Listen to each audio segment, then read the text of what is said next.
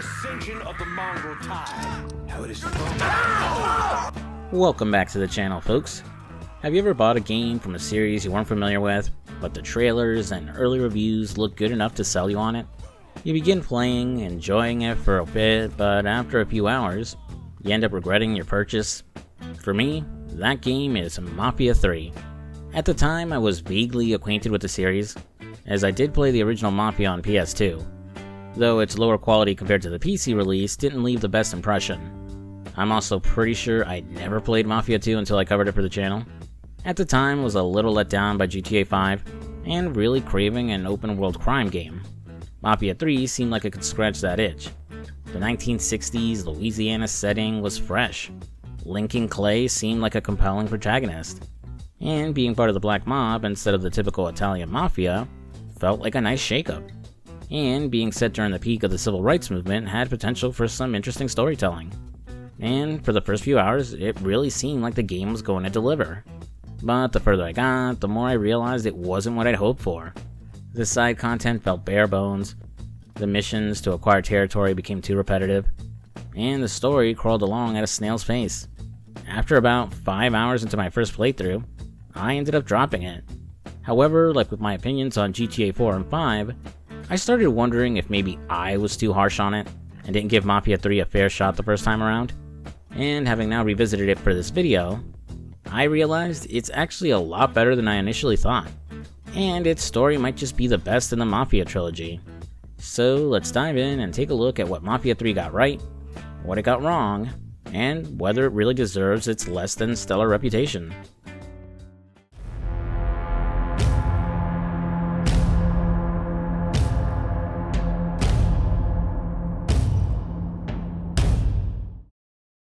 When did you meet Lincoln Clay? 1966. I was running Black Ops out of Laos on behalf of the CIA. He was loaned out to me via joint CIA-DOD task force. He was a quiet boy. Good boy. 2 Purple Hearts, a Bronze Star, and the Distinguished Service Cross. He served his country with honor and distinction. In Mafia 3, our new protagonist is Lincoln Clay, a Vietnam vet returning to his hometown of New Bordeaux, Louisiana, after being discharged from the army. He isn't planning on sticking around and just wanted to see his adopted family one last time before moving on.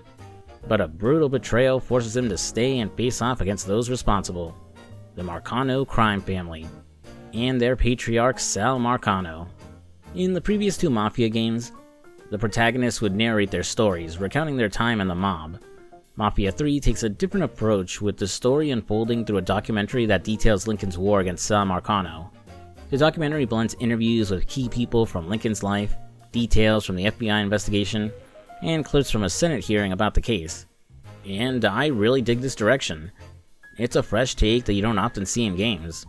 Rather than just being a simple framing device, the documentary dives deeper into Lincoln's character, exploring him through the perspectives of those who knew him best: Father James, his pastor and surrogate father figure, and John Donovan, his war buddy and CIA contact, each who offer their own insights into who Lincoln is during the game's intro. Unlike Tommy Angelo, who was forced into the mob to survive, or Vito Scaletta, who joined in order to try and live the glorious life of a mafioso, Lincoln is a little more complex. Abandoned by his birth parents and raised in an orphanage, he always struggled to find where he truly belongs. When the orphanage closed while he was still young, Lincoln was taken in by Sammy Robinson, leader of the Black Mob in New Bordeaux. Raised alongside Sammy's biological son Ellis, Lincoln finally had a place to call home. But despite the love he felt for his new family, his internal struggle with identity continued. This led him to enlist in the military and eventually fight in Vietnam. War being, war. Despite winning accolades for his service, he didn't come back feeling like a hero. Instead, he came back scarred by the carnage and brutal violence of the campaign against the Viet Cong. Though he proved himself a skilled soldier and even joined a CIA covert operation, the experience left him haunted, often tormented in his sleep by what he saw and did. It's not immediately obvious though, since Lincoln buries that part of himself. The version his friends and family see is calm, personable, and outgoing. Someone who easily makes friends regardless of their background or their race. But when that darkness inside him begins to surface, Lincoln becomes cold, calculated, and relentless in his desire to ruin the lives of those who took everything from him. After giving it some thought, I think Lincoln might be my favorite of all three Mafia leads. He's more layered, and the game takes the time to explore his motives and actions. It doesn't try to justify what he's doing, and neither does Lincoln. He knows the path he's on for revenge is wrong, but it's all he has left. It brings up the question of whether Lincoln is a good man just lashing out and willing to do whatever it takes to get justice for those he lost, or if the monster inside him was the real him all along. That said, his revenge story does end up making Mafia 3 the least Mafia feeling out of all the games, instead feeling more in line with Grand Theft Auto, or hell's Saints Row. But I'll get back into that later. Back then, boys like Lincoln, the ones who've been abandoned, they're always looking for a home. Always looking for a place to belong. I think he thought he'd find it in the army. Thing is, once that's lost, you can never get it back again. When he returned from the war, Lincoln ended back up over at Sammy's. Now Sammy owed the Italian mob a whole lot of money, and he needed Lincoln's help. It's a damn shame what happened. It breaks my heart. After the game's introduction, Mafia 3 properly kicks off when we cut to New Bordeaux in 1968 during Mardi Gras. Lincoln and his friend Georgie Marcano, son of Sal Marcano, are finishing up preparations to rob the Federal Reserve. The Reserve is collecting millions of dollars of money that are leaving circulation and are meant to be destroyed.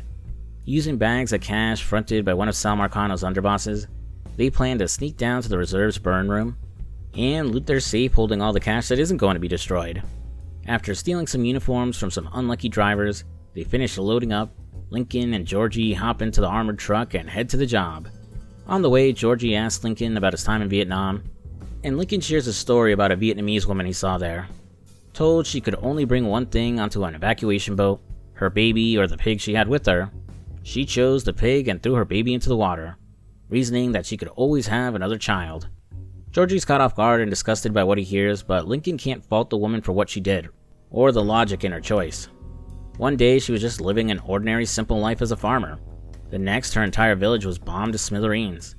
In Lincoln's own words, when you put people up against the wall, they'll do anything to survive. In the business, we call that foreshadowing. While we're heading to the Federal Reserve, now's a good time to talk about Mafia 3's driving controls. You got two options, normal or simulation. Normal has more of an arcade feel. Cars accelerate quickly and handle high-speed turns with ease. It's pretty similar to how driving works in GTA 5. The only noticeable difference is that cars take longer to stop when braking at high speeds, but other than that, I've got no complaints.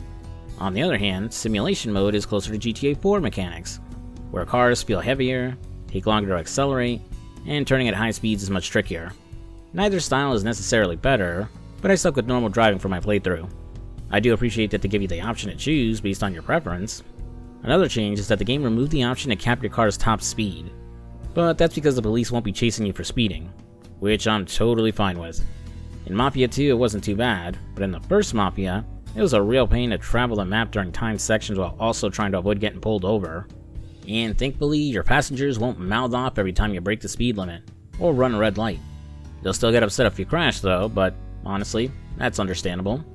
Arriving at the reserve, the boys flash their phony badges and get inside with none of the guards the wiser. Once down in the burn room, they'll take out the lone guard with them and open the big safe to find their prize. As they begin looting all the green, Georgie accidentally sets off an alarm when opening a locked room in the safe. With no other options but to wait till their accomplices come through to help them escape, Lincoln will have to hold off security and protect Georgie, tossing us into the game's shooting tutorial. Mafia 3 has some of the most satisfying gunplay I've ever experienced in a game. There's a real weight to the guns that adds a sense of realism to the shooting. From the recoil, to the sound of your bullets hitting an enemy, to how enemies react when they're shot, it all just feels incredibly satisfying. Each gun type feels distinct and is suited for different situations.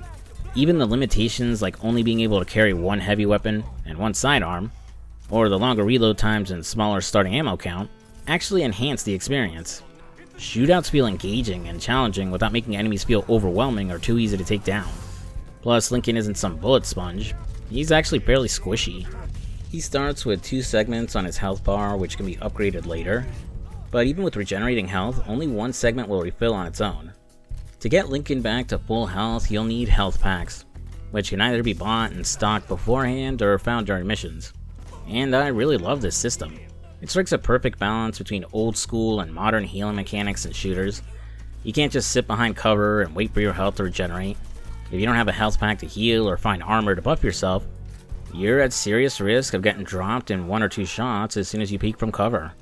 That's assuming you can even stay behind cover long enough to recover, because enemies can tear through it quickly, force you to move with molotovs or grenades, or even flank you if the area is open enough.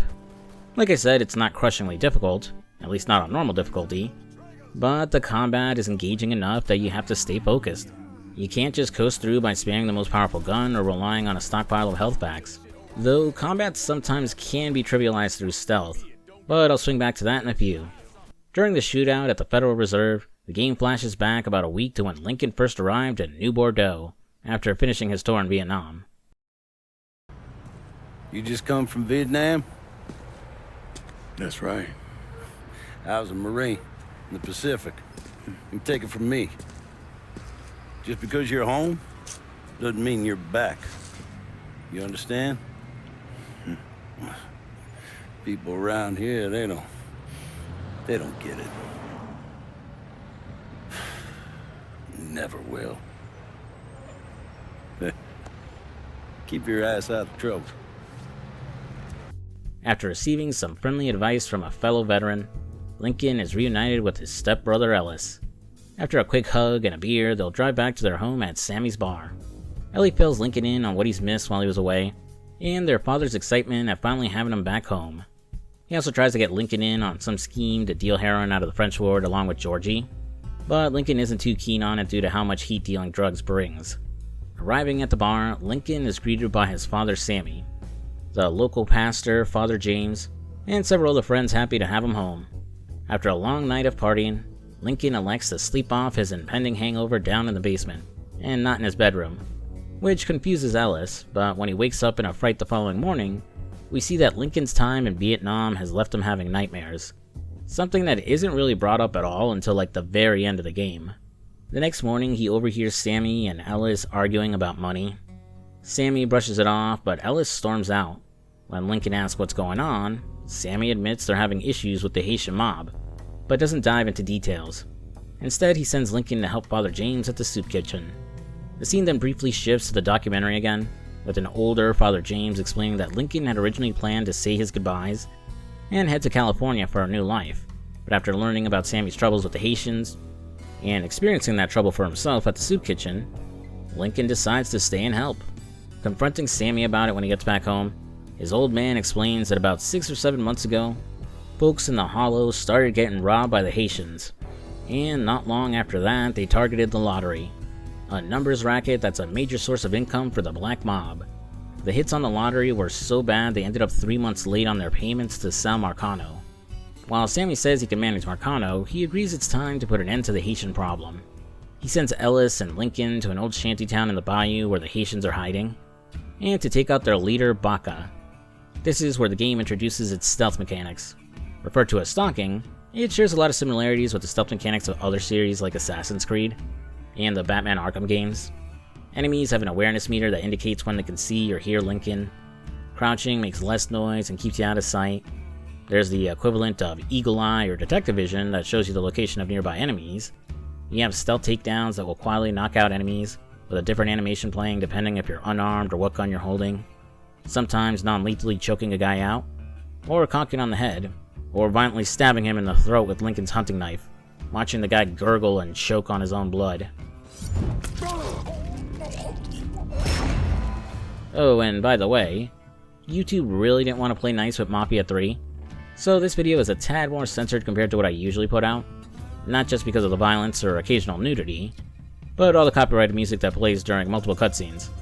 Though if you're a patron or channel member, you do have access to all that uncensored goodness, and all for the low price of $3 a month. Alright, no more shameless self-promotion. I really dig this stealth in Mafia 3. It strikes a good balance between risk and reward, so it doesn't feel too tedious or punishing when they slip up. However, there's one mechanic that can break encounters pretty easily: whistling. I heard something I don't like. If you're hiding behind cover and within range, you can just whistle to lure enemies over, take them out, rinse and repeat. Despite how much I praise the shootouts, the enemy AI can be pretty dumb. Even if you yeet their buddy a few feet away from them, they're usually none the wiser, and your cover stays intact. You can keep whistling and picking off enemies one by one. As long as you're careful when moving around, you can abuse this to clear entire areas. And once you get a silenced weapon, it's game over. You're basically the Predator, an unstoppable, unseen killing machine. To the game's credit, it knows how overpowered stealth can be. In some missions, enemies are placed in a way that makes it hard to pick them off without being spotted. There's also sentries, enemies you need to prioritize because if they spot you, they'll call for reinforcements and make things a lot harder. In some encounters, your Lincoln vision, I forget the actual name, only tags enemies near you, so it's easy to get caught off guard by someone further away you didn't see. The game introduces a way to overcome that limitation, but I'll get into that when we talk about the open world. After clearing out the Haitians, Lincoln will reach and finish off their boss, Baka. You made a big mistake going after the Hollow. Hollow!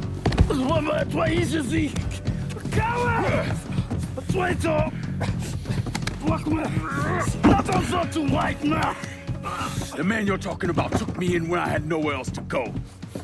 You are no better than him!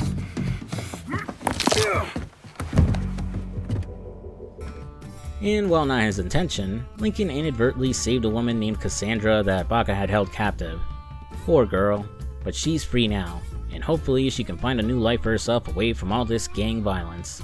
While the Haitian problem has been taken care of, Sammy still needs to figure out how he's going to pay what he owes Sal Marcano. Luckily for him, Sal is willing to forgive the debt if Lincoln helps him for a job he's cooking up, the Federal Reserve heist.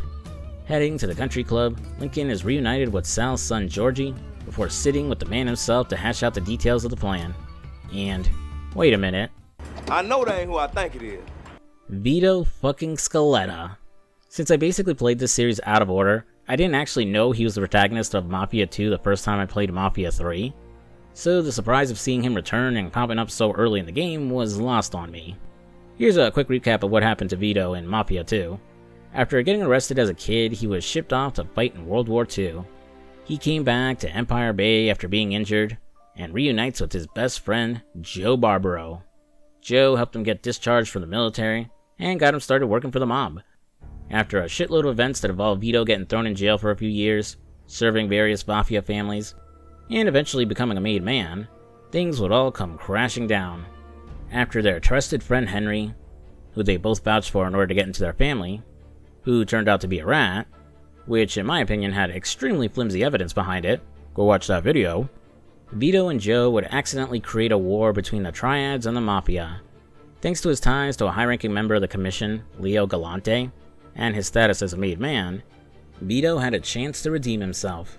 He just needed to kill the rogue Mafia boss Carlo Falcone to square things away. Except not really. As killing his old boss was enough to save Vito's life, it wasn't enough to spare his buddy Joe Barbaro's, or enough to put him in good standing with the Commission. Joe would be sent off to an unknown fate that implied he was killed, and Vito would be sent down here to New Bordeaux to assist and keep an eye on Sal Marcano. I skipped a lot regarding Vito's story, but go watch my Mafia 2 video if you want to know more. For now, all you need to know is that Sal and Vito resent each other, and Vito is the one who fronts the money for the Federal Reserve job. After pleasantries are exchanged, Sal makes Lincoln an offer. After the Federal Reserve heist is done, he wants Lincoln to take Sammy's place in running the Black Mob and the Hollow. I can't do that. Well, look here, if you're worried about Sammy, don't you understand? Now, he's always been on the level with me, and this job we're talking about, there's more than enough for him to retire on. He took me in when I had nowhere else to go. Treated me like a son. I'm sorry, Mr. Marcano, I can't do that to him.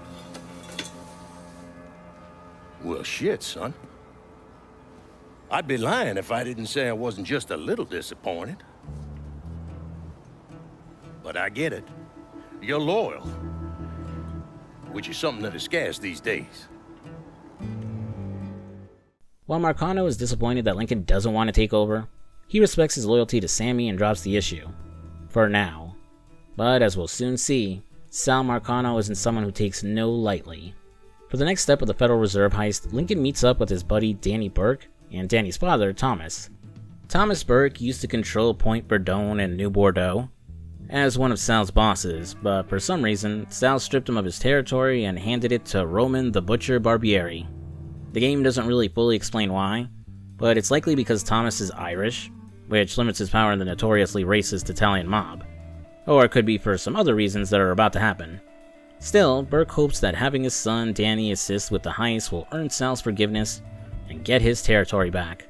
Burke is providing an industrial drill for the job. Using the sewer canals beneath New Bordeaux, they plan to transport the drill by boat under the Federal Reserve Vault and dig a hole to create an escape route for Georgie and Lincoln. Unfortunately, with all the heat on them, and the drill taking way too long, Danny gets the bright idea to use dynamite to speed things up. To his credit, it works, by causing the floor to cave in, taking the vault down with Lincoln and Georgie inside. No time to argue about it though. Johnny Law is on the way, so they've got to bail fast. The plan is to use the boat to slip away from the cops through the sewer canals, and once they're topside, they'll try to blend in with the Mardi Gras crowd to stay under the radar. And after Lincoln acts as a distraction to lure the cops away, he'll reunite with his buddies and they're home free. Regrouping at Sammy's bar, they celebrate their success and newfound fortunes. Sal Marcano soon shows up to collect his cut and what Sammy owes him, and wait, why is he giving him the kiss of death? You know something, Lincoln? You're possibly the baddest motherfucker I ever laid my eyes on. You shouldn't have said no.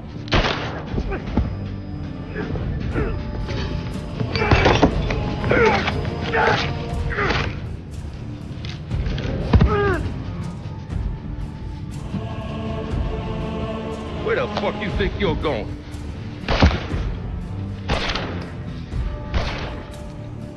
Stupid fucking niggas. Go on, grab that bag, let's go.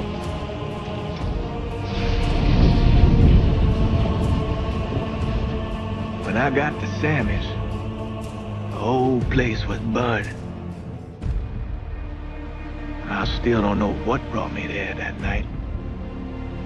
Luck? Divine providence? Or something else?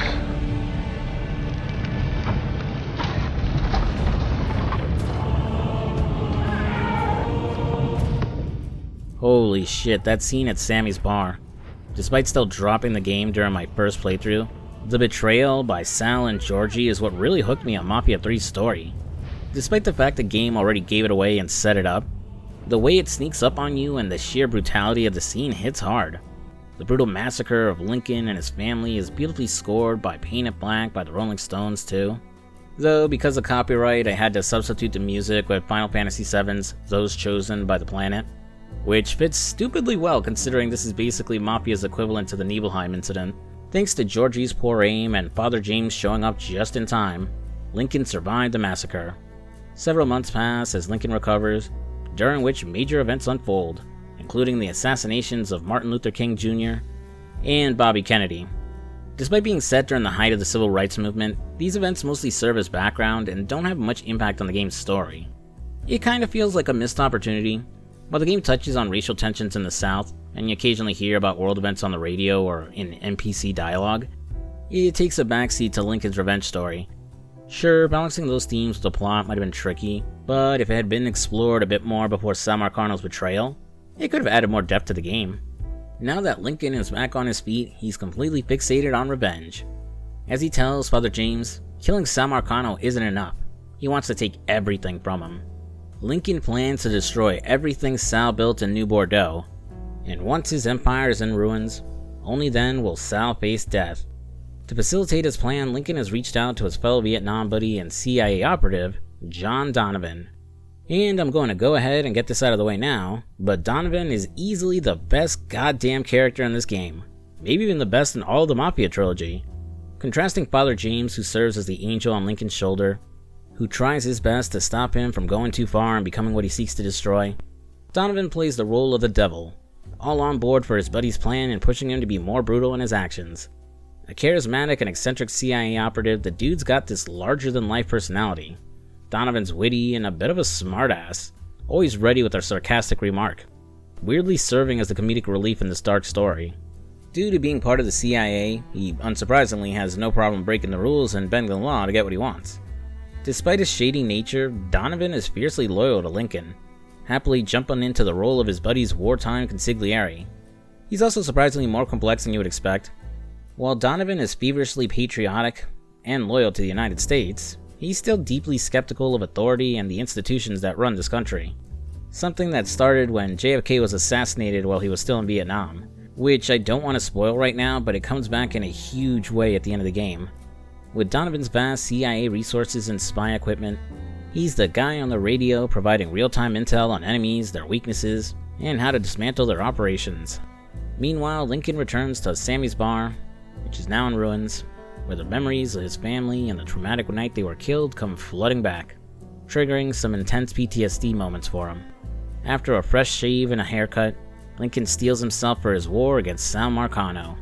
As Lincoln gears up, you'll get his combat knife for brutal takedowns, though you can toggle it off for non-lethal takedowns if you prefer. The game also introduces the stash mechanic, where Lincoln can store money he earns in a safe in Sammy's basement.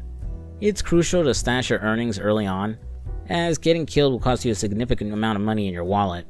While it can be annoying to run back to the stash, the game later gives you the option to have someone deposit the money for you, making it less of a hassle.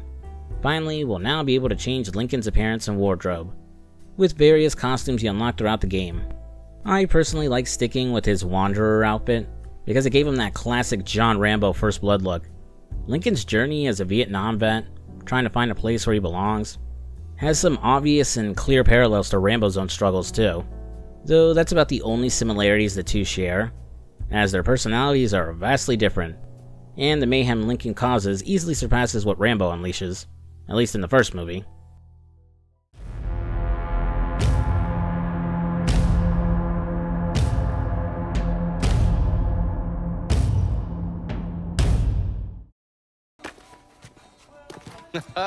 You weren't lying about setting up a tax center. Key to running a successful black bag operation is plausible deniability, which is why I stole all this shit from the FBI. Things go tits up, those chicken dicks can deal with the fallout. Glad to see you haven't lost your touch. If there's one thing I'm good at, it's fucking with Hoover's Ferry Brigade. Meeting up with Donovan, he's established a base of operations in some dingy motel room. He's been digging around and found some groups that Lincoln could recruit and exploit to help him in his mission. The first of which is the Haitians, and despite having lost their leader, Baca, are still around and kicking. Probably because the black mob was completely decimated, though the Hollow isn't up for grabs, and Sal Marcano saw fit to move the Dixie Mafia into town.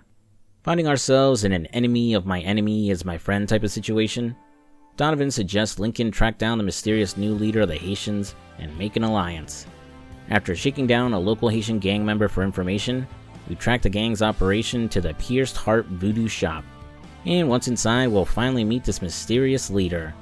And, hey, I remember you.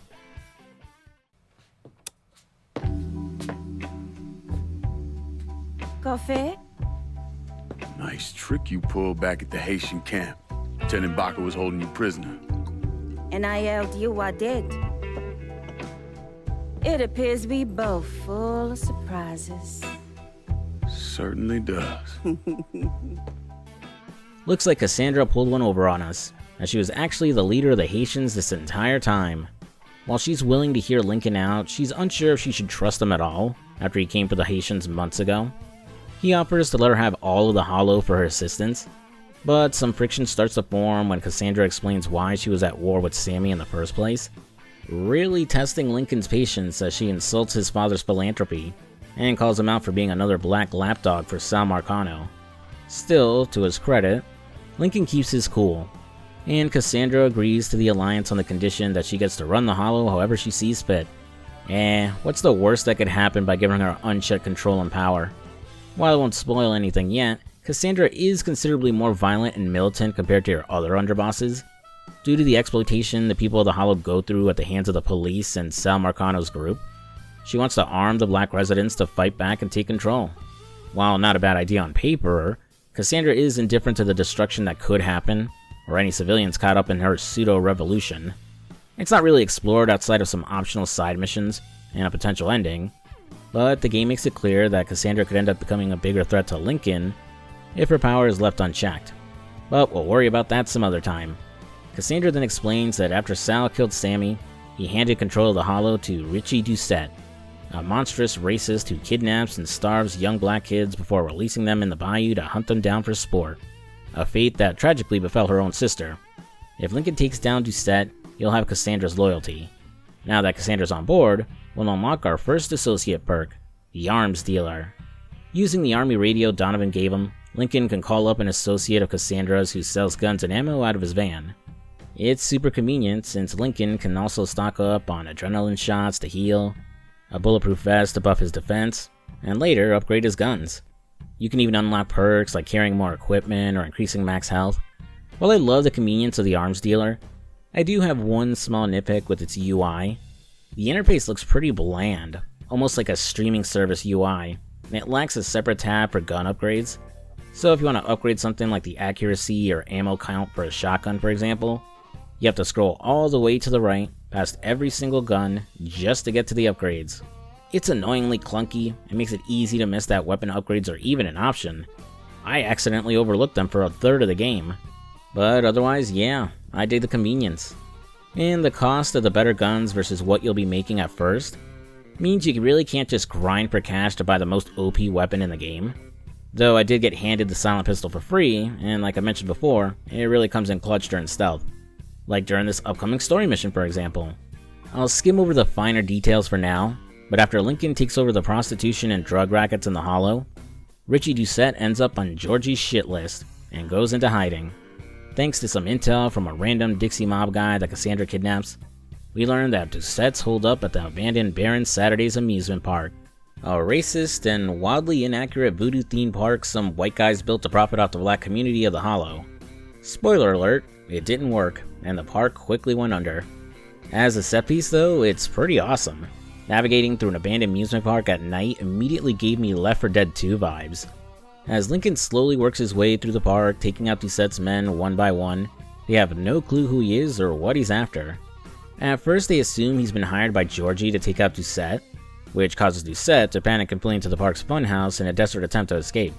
After methodically hunting him down and eliminating the last of his men, Lincoln finally gets his hands on Richie Doucette. The guy pleads for his life when he realizes who's really after him, but Lincoln shows no mercy. Not only was Doucette involved in helping Sal betray the Black Mob, he was the one Lincoln saw stab Ellis to death. God damn it! None of that was my idea, you hear? It was all Georgie, him and his old man. They wanted y'all gone, not me.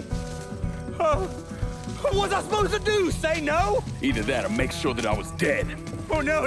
No, please. Listen. Just decent thing would be to let a man get in a prayer before you kill him. You can pray on the way up.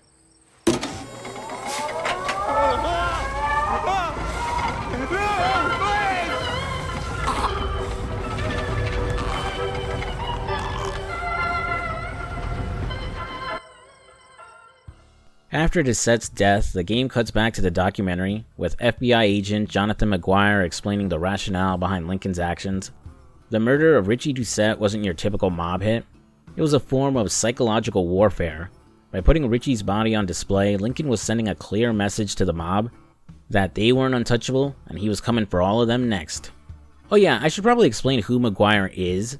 He doesn't actually appear during the main storyline of Mafia 3, at least not that I remember, but he's a key figure in the documentary segments. McGuire opened an investigation into Sal Marcano after a witness spotted him at Sammy's bar the night of the massacre. However, his investigation was blocked by a corrupt judge, so the case went nowhere. When Lincoln started his war against Sal, McGuire monitored everything trying to build a case against Lincoln for his actions. Even after the department closed the case after the events of the game, McGuire kept a close eye, hoping to find enough to implicate Lincoln. He essentially functions as the game's narrator in a way. McGuire's role in the story feels a bit weird, honestly. He has this vendetta against Lincoln for all the chaos he's caused, but Lincoln probably doesn't even know he exists. It almost feels like there were supposed to be confrontations between McGuire and Lincoln, or Donovan, that got cut during development. McGuire kinda reminds me of characters like Ellen Yindel, or any other high-ranking police officer in Gotham City, who hates Batman for being a vigilante and producing better results by stopping more criminals outside of the law. After Lincoln sends his message and declares war on Sal Marcano, he returns to Cassandra and officially hands over control of the Hollow. While she's willing to work with Lincoln, she doesn't think her men share her feelings, given that Lincoln killed so many of them. To start building trust, she suggests working with one of her underlings, Emmanuel, but I'll wait till we fully assembled our crew before getting into that. The next person Donovan suggests allying with is Thomas Burke, leader of the Irish mob. He still holds a grudge against Sal for giving his territory to Roman the Butcher Barbieri, especially since the Butcher permanently injured one of his legs. Oh, and for his son being killed at Sammy's bar. Lincoln doesn't like Burke much, but he feels like he owes it to Danny's memory to give his old man a shot.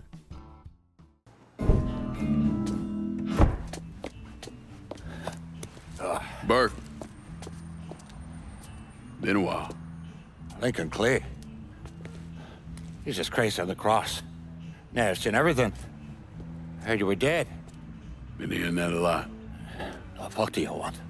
Came here to make you a business proposition. Is that so? When Lincoln finds Burke leaving a dive bar, it's clear he's been hitting the bottle hard since Danny was killed. Burke blames himself for pushing Danny into the heist, and now he's just a washed-up drunk that neither Barbieri nor Sal take seriously.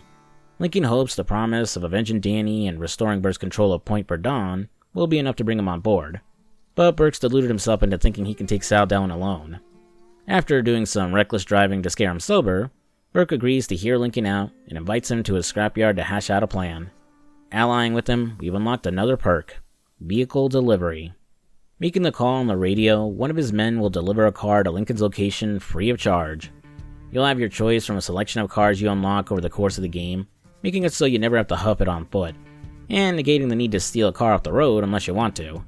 Also, you can customize any car from your fleet at the various garages around New Bordeaux.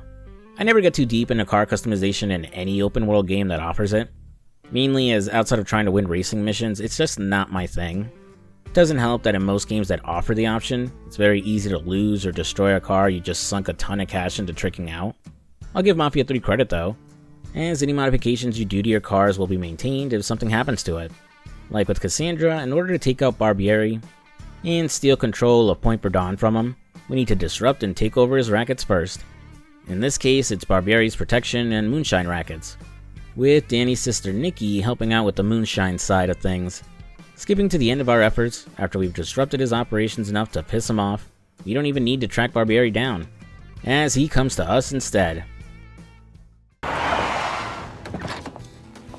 Butcher and his boys are right behind me. You sure? If there's one benefit to being your miserable dot, it's I know what a posse of Dago assholes out for blood looks like. I'll call them out with a spotlight on the water tower. We'll load up some barrels with a special petrol mixer cooked up. Scatter them across the yard. A bullet will take them out. So don't be close to them when they blow. I'm gonna snipe those guinea fucks from the crane. You should head up to the roof. Nothing too crazy, we just gotta hold the line and pick off waves and waves of Barbieri's goons until he shows up. The explosive barrels Burke set up around the scrapyard really helped him whittling them down faster, and came in clutch and instantly taking out Barbieri when he finally showed up. A nigger and a Mick working together. Fuck me. I never thought I'd live to see the day. What can I say? Brave new world. Still alive then. I see the legs still giving you fits, huh, fucko? Ah, fuck you. You won't be so cocky once I take the acetylene to you. Fuck you! What do you think happens next, huh? You're gonna die, motherfucker. You're gonna hold next to me. You, your whole organization. You're gonna suck my dick in hell.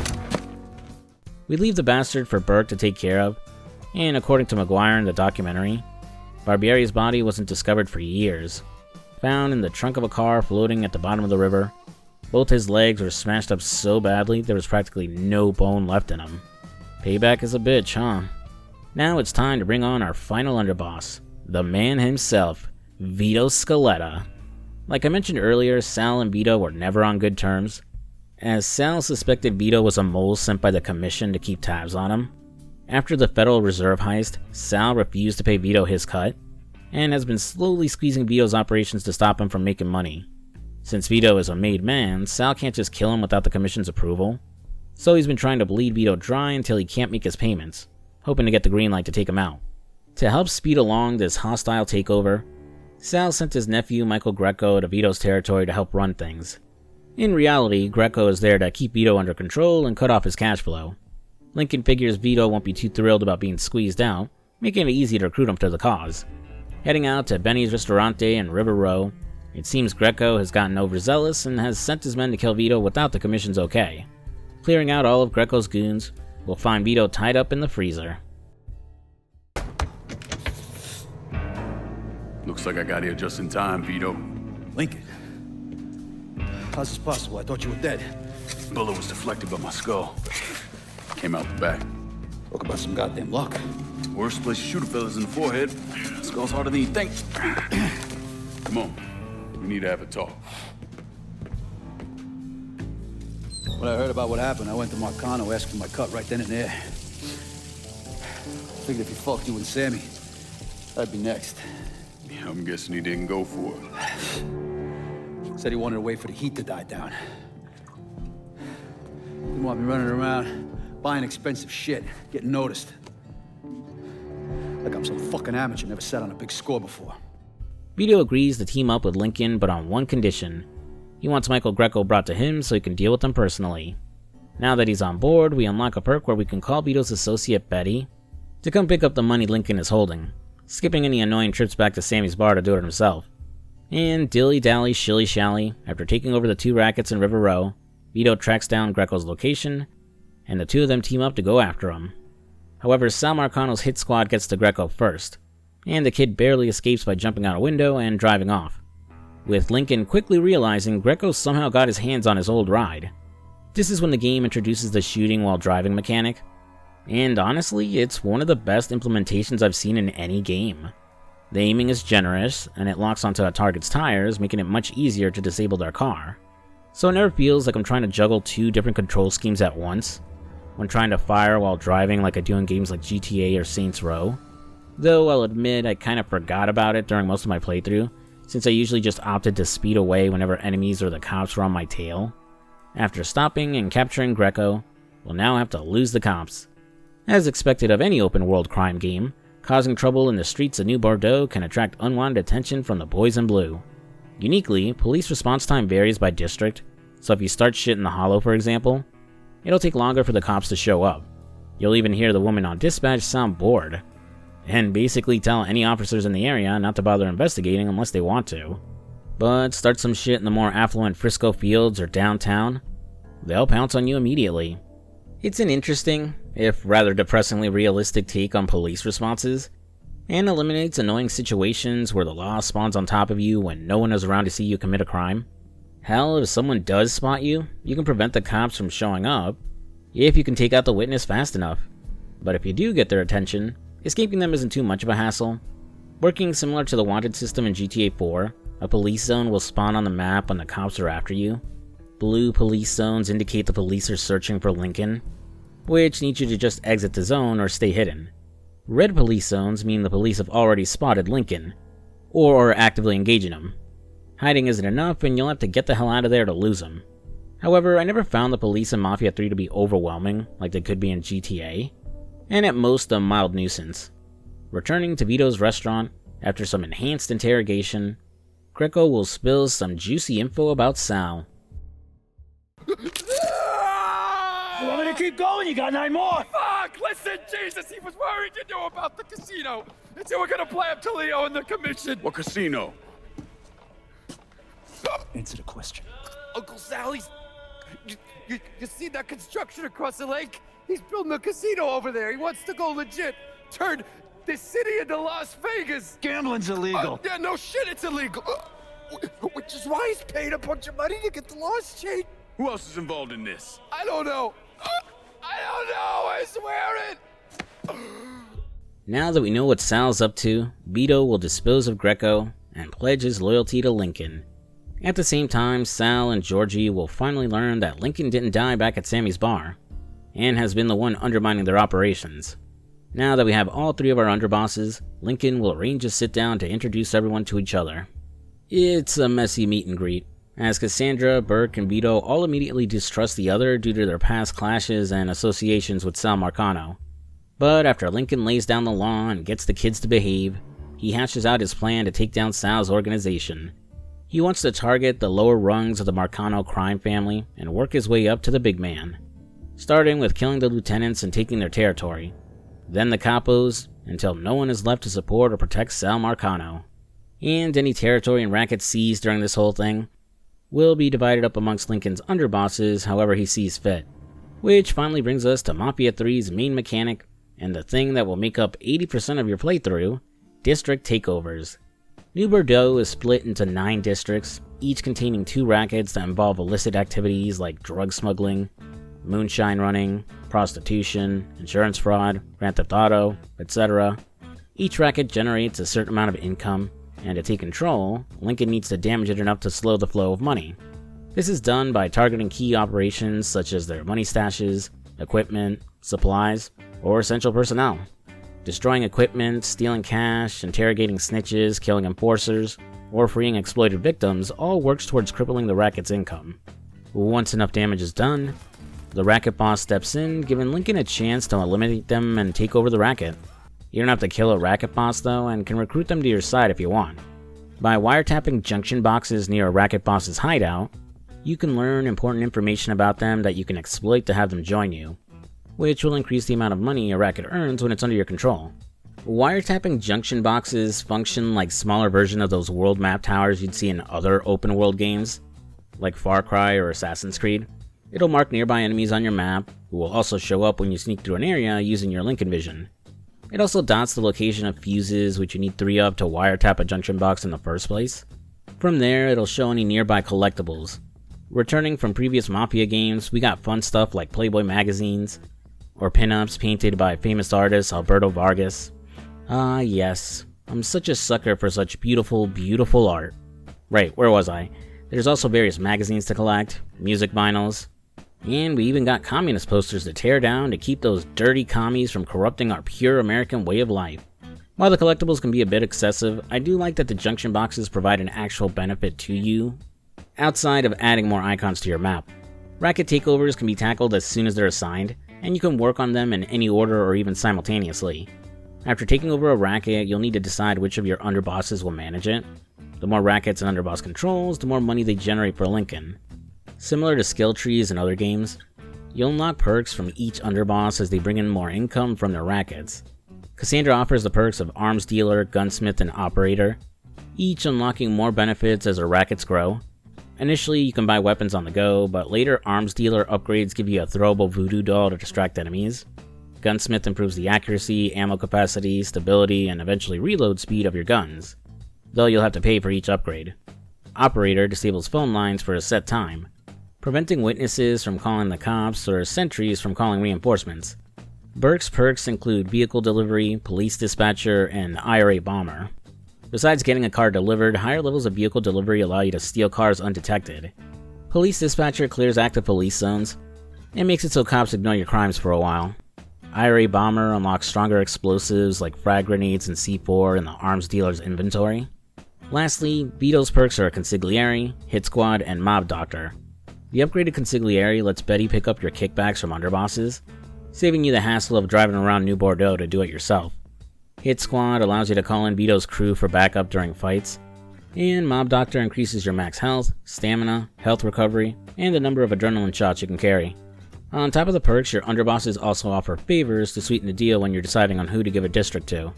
These favors alternate between unique weapons and car upgrades. For example, you might get a choice between a silenced pistol or silenced SMG, or for car upgrades, you can get better armor, improved suspension, or a speed boost. However, there's a big catch to this whole system. You can't unlock all the perks and favors from all of your underbosses. Even though there are 9 districts to divide evenly between the 3 of them, not all districts are created equal.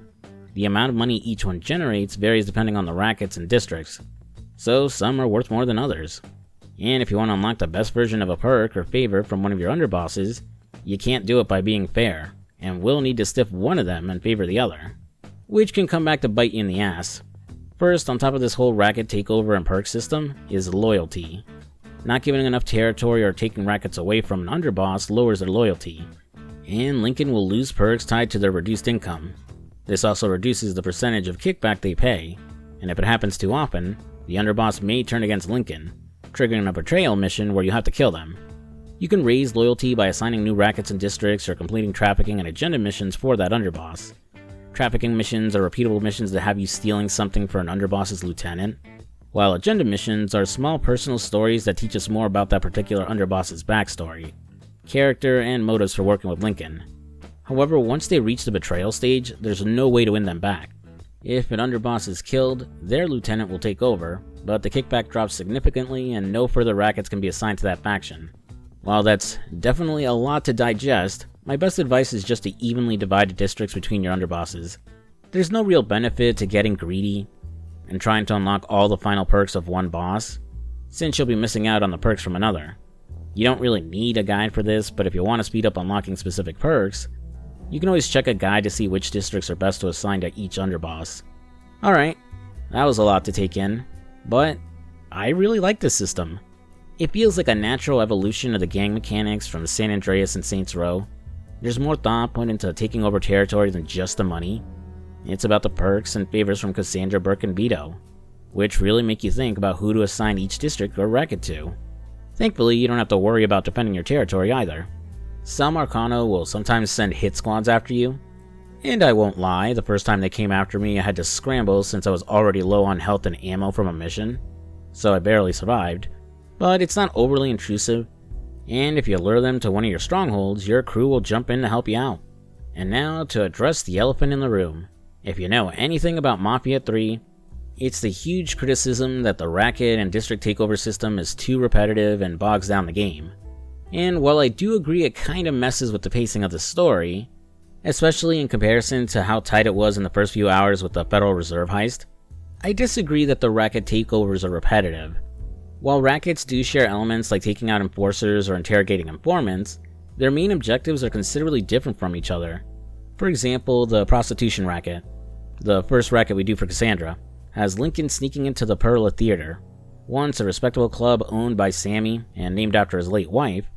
The Dixie mob has converted it into a brothel, so in order to do the most damage to the business, you'll have to free all the strung-out girls forced into prostitution. In Point Verdun, taking over the protection racket involves Lincoln trashing liquor stores under the racket boss's protection. For the moonshine racket, you first have to infiltrate a brewery to find a map of where they're making their supply, then head out to the bayou to destroy it, with an optional objective to rob a cop bar that's in on the moonshine smuggling. Other rackets offer variety too. The construction racket has you blow up a crane. The blackmail racket has you tail a guy to a gay bathhouse. The garbage racket involves blowing up a dump and barges. And car theft has you destroying a shipment of exotic cars. So there's enough variety between rackets to keep things from feeling too repetitive. Plus, you don't need to complete every task to make the racket boss appear. You can speedrun it by focusing on the objectives that do the most damage. Even the optional tasks like taking out enforcers are worth doing, since it weakens the boss's defenses when you take over their base. That said, the trafficking missions are extremely repetitive, as you end up doing the exact same thing each time for your underboss's number 2s. And while the racket boss encounters are longer and tougher than the usual objectives, it's disappointing that they don't have unique locations. You always return to some location you've been before. Still, the game didn't feel as repetitive as others claimed. Would I have preferred they cut down on the number of rackets to improve pacing? Absolutely. I probably would have preferred a more linear mission structure like in the first 2 Mafia games, to be honest, but I didn't hate the racket and district takeovers, and that's mainly because of how damn good the story missions tend to be, which I wish your underbosses were participants in more often. Outside the first time you meet and recruit them, along with their loyalty missions, they don't really do much. Shit, you barely see them outside of the sit-downs when you're handing out turf. Since the player decides who gets each racket and district, the developers would have had to create multiple versions of the story cutscenes to include the underbosses, so I kinda get why they took this approach. But I still think they could have been more involved. For example, maybe you assign the entire district to one of your underbosses before taking out the district boss, and that underboss provides extra help during the mission. Cassandra could make stealth easier, Vito could tag along like when you took down Greco, or Burke could use explosives or his car to help with the getaway. Shit, I'd even take something like Saints Row where you can call them in for backup during missions or have them hang out around town. It feels like the premise of a ragtag group of people from different backgrounds joining forces to take down a common enemy isn't fully realized. It would have been great to see their perspectives on Lincoln's actions, whether they agree with Father James that he's going too far, or they're more like Donovan and think he should be even more brutal. At the very least, the underbosses are fleshed out thanks to their loyalty missions, even if they're not active participants in Lincoln's revenge plot. I've already talked about Cassandra, but Burke's loyalty mission has you stealing specific cars and boats for him. When you ask why, he claims it's for the IRA, to be fitted with explosives for their cause. But after getting him all the vehicles, Burke admits he has terminal liver cancer, and only about a year left to live. The thefts weren't for the IRA, he just wanted to sell the vehicles to leave something behind for his daughter Nikki. Burke feels like he failed as a father after what happened to Danny, and for ostracizing Nikki because she's a lesbian. Now he's determined to make things right with her, even though she'll never forgive him and blames him for her brother's death. Meanwhile, Vito's loyalty mission has him enlist Lincoln's help in taking out guys he believes were responsible for killing Joe Barbaro. 4 or 5 years after Vito was sent to New Bordeaux, he got word that one of the guys he saw driving off with Joe was running his mouth. The guy had too much to drink and was overheard talking about a loudmouth Leo Galante wanted him to take out. That loudmouth had knocked out his front teeth and cracked his eye socket. Vito knew Joe Barbaro wouldn't go down without a fight, so that had to be him. Joe had managed to escape Empire Bay and headed to Chicago, thinking a couple of guys there could help him. Instead, they turned on him.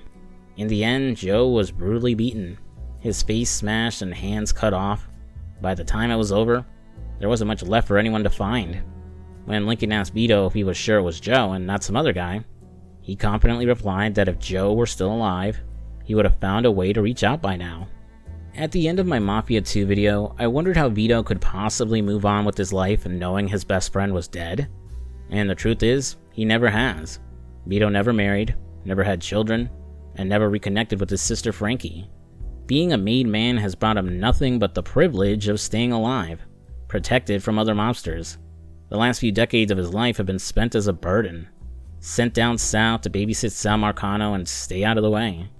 Teaming up with Lincoln is the fresh start Vito desperately needed, giving him a new sense of purpose depending on how the game ends. As for Joe, we'll get to his ultimate fate toward the end of the story. Now, before we get the plot moving again, I want to briefly talk about New Bordeaux as a location and the game's graphics.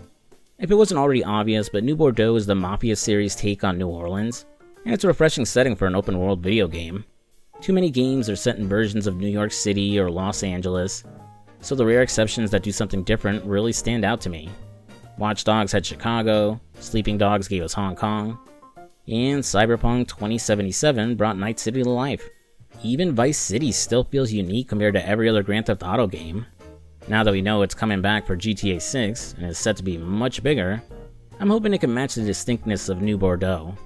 New Bordeaux is a vast, diverse city rich in detail and atmosphere, perfectly capturing the vibe of the 1960s, helped along with the game's excellent soundtrack that really captured the time period, none of which I can play anywhere in this video. Racial tension is high during this time. Lincoln gets suspicious looks and comments when walking through predominantly white neighborhoods.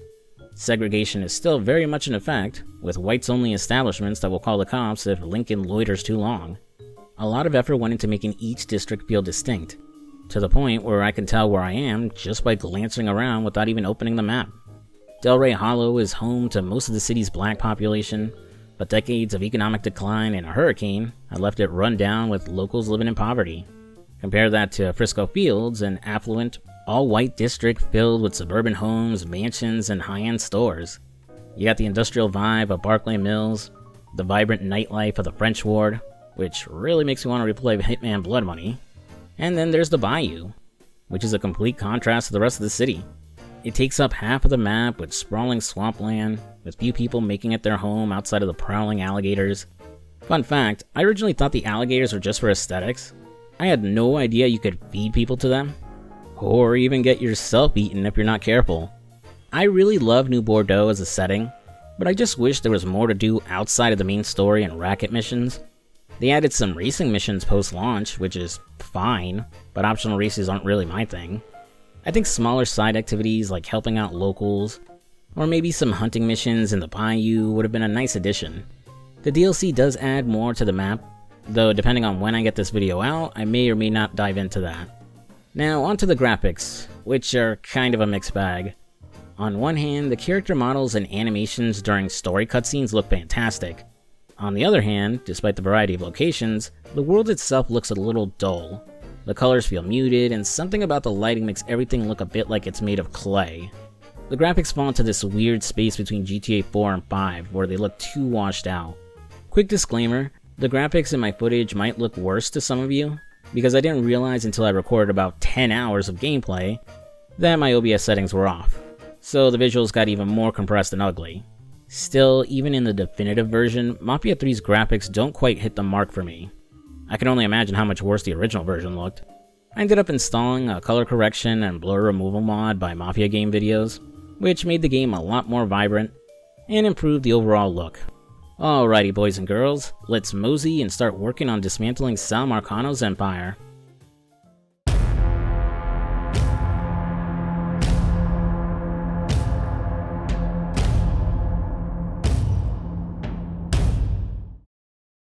Since you can take over districts in any order, I'll tell the rest of the story based on the order in which I took them over. I'll mainly focus on the story missions and key events, while skimming over the individual rackets and their bosses to avoid things getting too repetitive. After building my crew, the next district I targeted was downtown, which was controlled by Tony DeRozzi.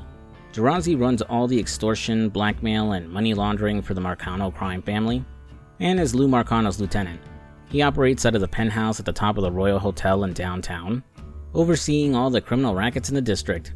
A careful and meticulous man, DeRozzi rarely leaves his penthouse, which can only be reached through a private elevator. After Lincoln takes over the two rackets in his district, DeRozzi decides to make a show of force by killing one of his incompetent men, Joe, and promoting a guy named Dominic to handle the money collections. DeRozzi demands that Dominic personally deliver the money to him at the Royal Hotel, and gives him the passcode to his private elevator. Thanks to all the wiretaps Donovan set up, Lincoln now has a way to reach DeRozzi. You have the option to either storm through the lobby guns blazing, or take a more subtle approach by killing Dominic, stealing his car, and sneaking in through the parking garage. I opted for the stealthy route, making it to the penthouse elevator without any trouble. On the way up, we get a quick scene of DeRozzi talking to Lou Marcano.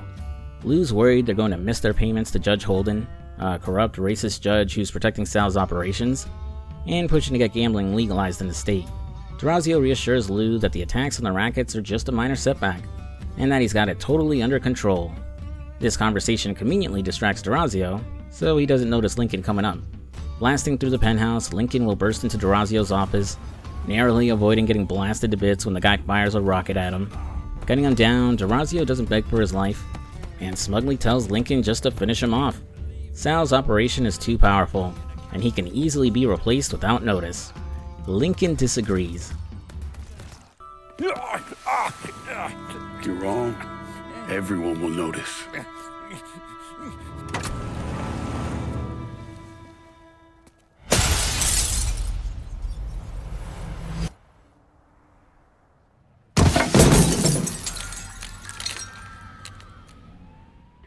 Even though DeRozzi's dead, the mission isn't complete until Lincoln fights his way out of the hotel and escapes.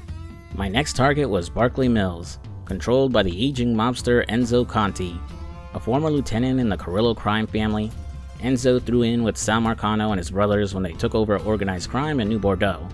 For decades, Enzo has run the rail yard and waste disposal rackets in Barclay Mills. He's also the one responsible for bringing in the construction equipment and supplies to build Sal's casino through his trains. Lincoln suspects that Enzo might know who Sal's legitimate business partner is, the one helping to make the casino legal. According to Donovan, the old man doesn't approve of the casino and thinks Sal is going to screw over all his partners. Seeing a chance to flip him, Lincoln will go about disrupting the old man's operations, then return to Donovan to make the call and try to turn Enzo against Sal.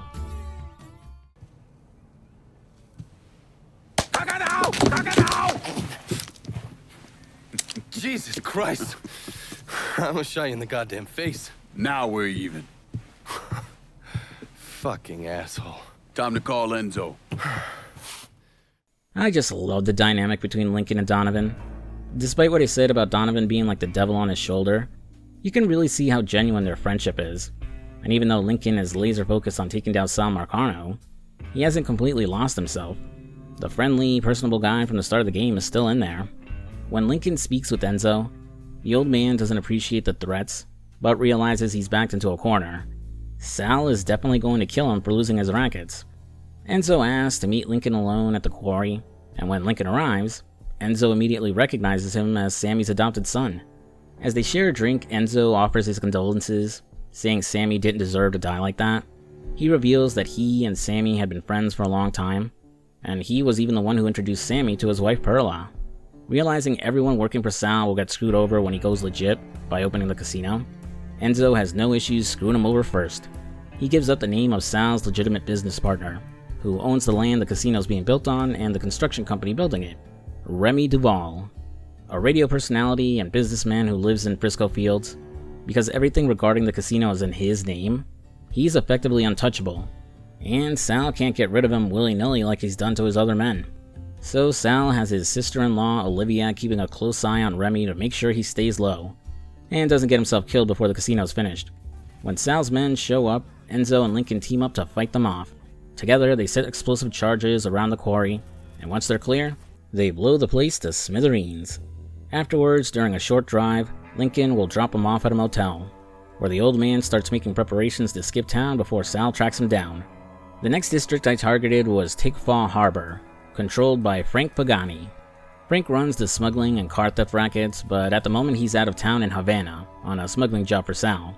After disrupting one of his rackets, Tommy Marcano, Sal's other brother, informs Frank of the situation, forcing him to return to New Bordeaux. When his ship arrives, Lincoln sneaks on board and plants a tracker on Frank's car to monitor his movements. And once the second racket is dismantled, we track down and confront Frank. Ambushing him and preventing his escape, Lincoln gets a heavily injured Frank to spill the beans on what he's been doing for Sal. In order to shore up the funds for the casino, Sal's been running a counterfeit operation. However, it hasn't been going well, and so he sent Frank to Cuba to bring back an expert counterfeiter by the name of Alvarez to assist. The old man also reveals that the plates they're using to print the money were grabbed by Georgie during the Federal Reserve heist. That's what the real goal of the heist was, and what we saw Georgie hide in his bag when he set up the alarms at the reserve. Before Lincoln can learn where Alvarez is, Frank succumbs to his injuries. His final moments spent calling out for his little girls. While Frank wasn't a saint, he wasn't involved in what happened to Sammy and Ellis, and in his last moments, his mind was only on his family. Lincoln, realizing he may have gotten overzealous, takes pity on Frank, closing his eyes and giving his body a more dignified look. With Frank dead, only Sal Marcano's capos remain, with our first target his older brother Lou, better known as Uncle Lou, for some reason. Uncle Lou controls the French ward and is responsible for bribing politicians to further the family's schemes. After Lincoln took out his lieutenant Tony DeRazio, Lou has struggled to keep up payments and maintain control over Judge Holden, especially as paranoia starts to creep in. Holden is convinced Lincoln will be coming after him soon. His fear is justified after we dismantle the rackets in the French ward and Donovan tracks down the judge's location. Because of his history of blatant racism, and his involvement in a racially charged case, where a white man gunned down two black men with no reason, Judge Holden is heavily guarded by both police and Uncle Lou's men. Not that it does him any good, as I kill him pretty easy and get out of there without much of a hassle.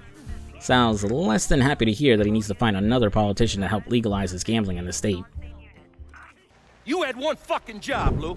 Now it's to keep holding him one goddamn pistol after that room. What was I supposed to do? He wouldn't listen, Sal. It ain't my fault. Nothing's ever your goddamn fault, I swear. If you wasn't my brother, I'd clip you myself. Now listen here.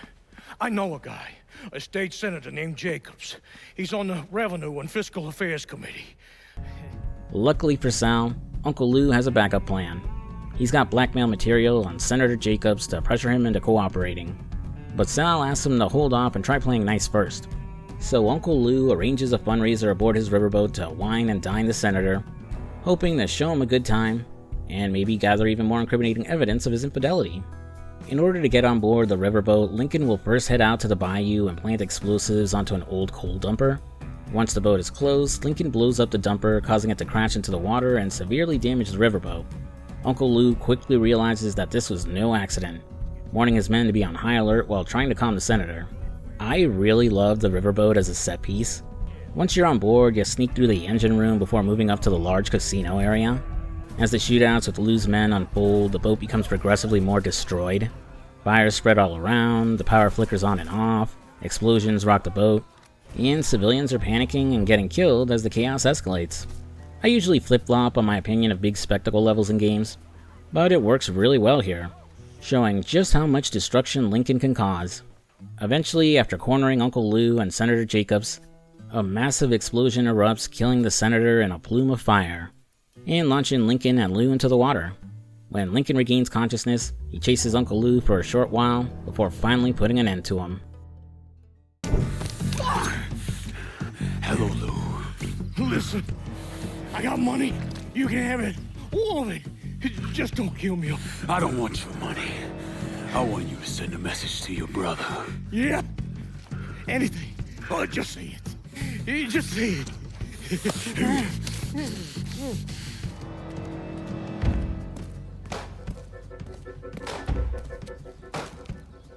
Lord Almighty.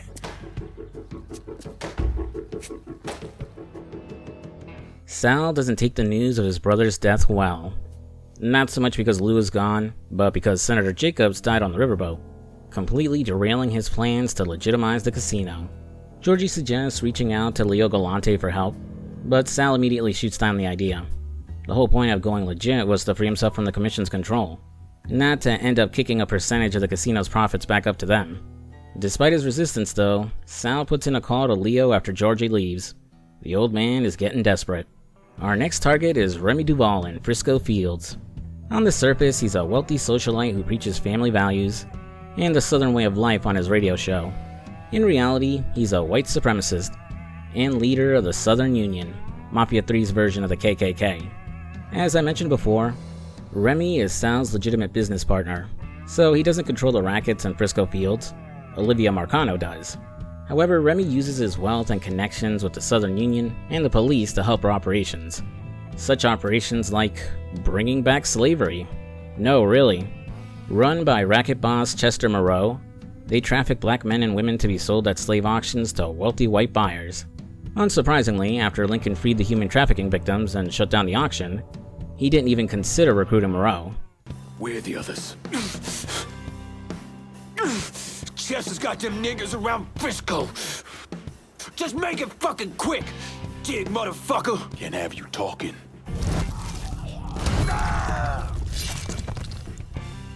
Instead, Lincoln slit the racist bastard's throat, telling whoever he hands the racket to that there will be no more trafficking and to find another way to make money. The chaos Lincoln stirs up in the normally quiet Frisco Fields sends the locals into an uproar, which pushes Remy Duval to strike back. Despite Olivia Marcano's advice to let Sal's men handle Lincoln, Remy insists on taking matters into his own hands. Determined to defend his people and their privileged way of life, Remy mobilizes the Southern Union to hunt Lincoln down, risking their entire operation in the process, which is exactly what Lincoln wanted, as after confronting a group of the hooded assholes, he gets one of them to spill where Remy is. Heading up to the old lookout point, we find Remy leading a Klan rally with dozens of Southern Union members gearing up to hunt for Lincoln. Sorry, Remy, but your racial hatred is no match for my grenades.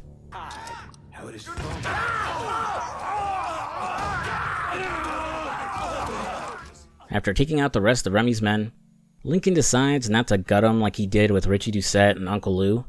Instead, he chooses a far more ironic punishment, burning Remy alive on a cross. Next up, Olivia Marcano, a rich socialite whose wealth eclipses Sal Marcano's.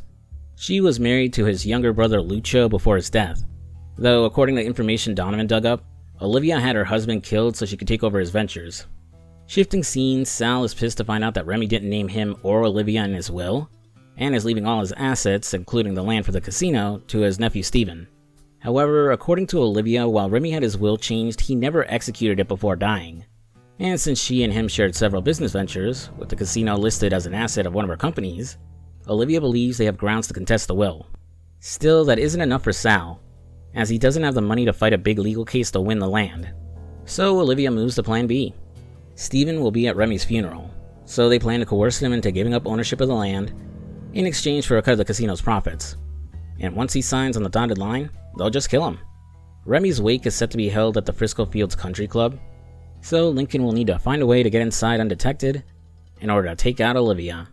Lincoln infiltrates the country club disguised as a waiter, because as Donovan puts it, everyone there is either a rich asshole or part of the Southern Union. To them, a black man in a uniform is practically invisible, but that alone won't get him past Olivia's bodyguards, especially since Lincoln has to go in unarmed. So Donovan gives him some LSD to spike the wine being served to the guests, and after a quick smoke break, the fun begins. I wish I could show you. It's all connected. You see? We, you, me, him. We're all connected.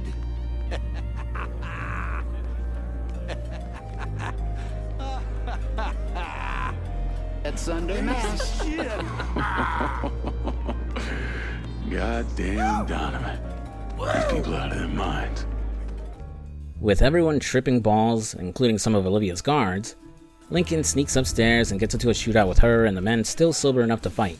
After taking a bullet to the gut, Olivia starts reminiscing about her late husband, Lucio, how he wore the finest suits, drove the best cars, and how the life of a mobster always seemed romantic and exciting to her. Not in the mood for her rambling, Lincoln applies some force to keep her conscious.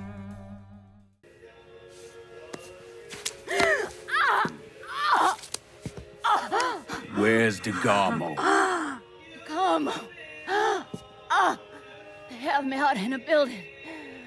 Down by the water.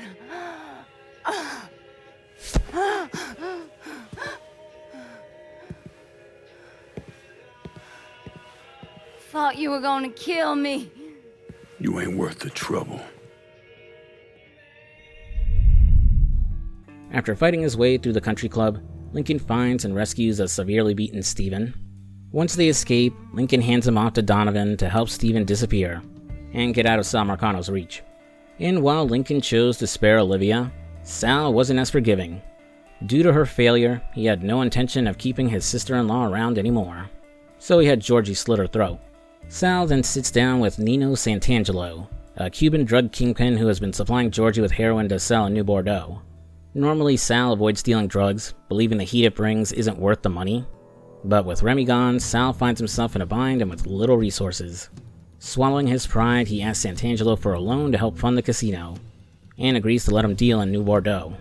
Santangelo, enjoying the sight of Sal begging for his help, has one extra request. He wants to be the one to kill Lincoln Clay. Though, despite all the build-up this cutscene with him has, Santangelo can't back up the shit he talks, and goes down like a little bitch. Santangelo comes after Lincoln pretty much exactly the same way Sal's hit squads do, but he's not particularly tough or unique in terms of gameplay, aside from a cutscene when you take him out. Well, whatever, we got one capo left to deal with, Tommy Marcano. Tommy is Sal's youngest brother, and controls the South Downs district, where he runs lucrative gambling and black market rackets. He's also in charge of the counterfeiting operation, using his Cuban connections to bring in a counterfeiter named Alvarez in order to assist. After Lincoln dismantles the rackets in South Downs, Donovan informs him of a call he intercepted. I don't understand a word of that. You mind translating? Alvarez finally surfaced and, fearing Lincoln would come after him, reached out to his uncle Zaraga in Cuba for help, in order to get out of New Bordeaux. Zaraga, however, has no intention of helping. Instead, he sold out Alvarez's location to Sal Marcano and set a trap, telling his nephew to meet his men at the lighthouse in the bayou. With Alvarez as his only lead to Tommy's counterfeit operation, Lincoln heads to the lighthouse and takes out the Marcano goons searching for him. After a brief standoff, Lincoln reveals that Alvarez's uncle sold him out, and that his only chance of escaping Sal Marcano is by cooperating with Lincoln. Alvarez agrees and reveals that the counterfeit operation is set up underneath the boxing ring at the Acadia gym. Similar to how Lincoln saved Steven earlier when he really didn't need to, this encounter with Alvarez really works to humanize him. While Lincoln's methods are often brutal and destructive as he dismantles Sal's empire, he avoids being needlessly cruel to those caught in Sal's manipulations. Having gone through the same thing himself, losing Sammy and Ellis in the process, Lincoln understands what it's like to be a pawn in someone else's game. Because of this, he shows compassion to the victims of Sal's schemes, offering them the chance his own family never had. This adds a bit more weight to Lincoln's motivations, showing that his actions aren't just about revenge, but also about ensuring others don't suffer the same fate. It strengthens the idea that Lincoln's destruction of Sal's empire is more than just personal. It's about giving others a chance at a better life. That said, Lincoln is far from a saint. While he's self-aware enough to avoid killing those who have been exploited by Sal, he's largely indifferent to the collateral damage caused by his war against the Marcano Empire. Innocent people are often caught in the crossfire of the chaos he creates. Like during the riverboat mission to take down Uncle Lou. Lincoln almost certainly killed dozens of innocent civilians as the boat went up in flames. And earlier in the game, Cassandra makes it clear that Lincoln's escalating actions will bring harsher retaliation from the police, many of whom are in Sal's pocket. While Lincoln's military training allows him to handle himself in these situations, the same can't be said for the innocent black men who will be swept up and brutalized as the police crack down in their search for him.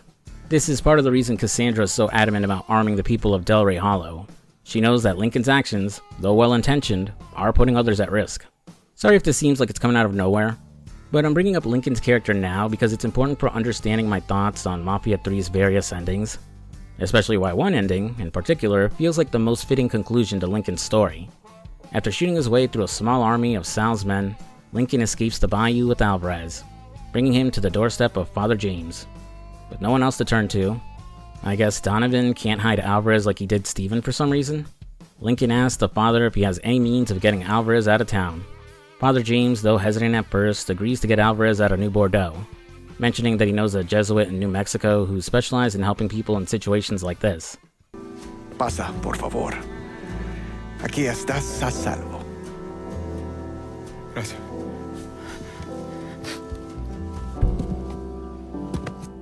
I appreciate this.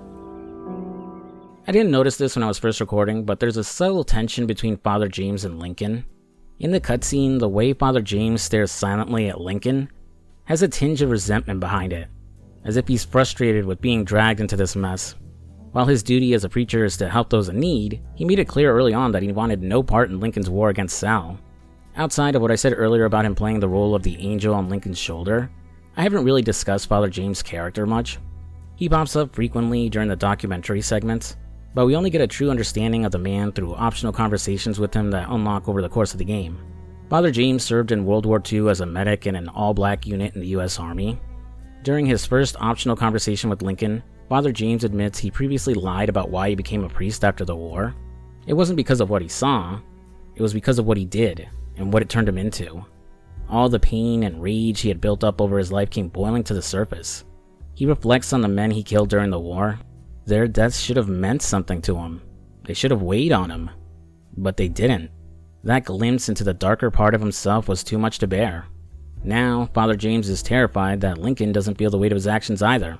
In the second conversation, after filling him in that he got Alvarez out of the city, Father James asks Lincoln if he knows how Sal Marcano came to power. Sal betrayed his own father, watched him die, and then ruthlessly killed anyone who stood in his way, whether they were a real threat or not. Father James accepted that Sammy and Lincoln were criminals, but insists there's a difference between being a criminal and, well, being someone like Sal Marcano. He's afraid of what Lincoln will become once Sal is gone, and there's no one left standing in his way. Father James tells him not to let his quest for revenge change the good man he knows Lincoln can be. Again, I bring this stuff up now for the sake of understanding the different endings better. After leaving Alvarez with Father James, the scene shifts to Sal and Tommy bickering and discussing their next move now that Alvarez is gone. Sal reasons that Lincoln must know about the plates now, and tells his little brother to get his ass to the gym to protect him, and to prepare for Lincoln's arrival. Similar to the approach with Olivia, Lincoln doesn't go in guns blazing. Instead, he chooses a more subtle method. After hearing about the cage fights Tommy sets up between black fighters, Lincoln, with the help of Sammy's former associate Alcee, plans to sneak into the gym by participating in the fights. Successfully passing himself off as a new up-and-coming fighter, Lincoln will step into the ring for 3 back-to-back fights. Oh yeah, the game has melee combat by the way, but it's nothing special. Mostly just spamming punches and occasionally countering enemies. Aside from this one mission, the game rarely forces you to fight hand-to-hand, especially since stealth takedowns are way more effective. While successfully proving himself as a fighter, Lincoln wasn't able to pull the wool over Tommy's eyes like he did with Olivia. You must think I'm some kind of goddamn moron coming in here like you did. I've never been one to shy away from a calculated risk. Maybe you should have.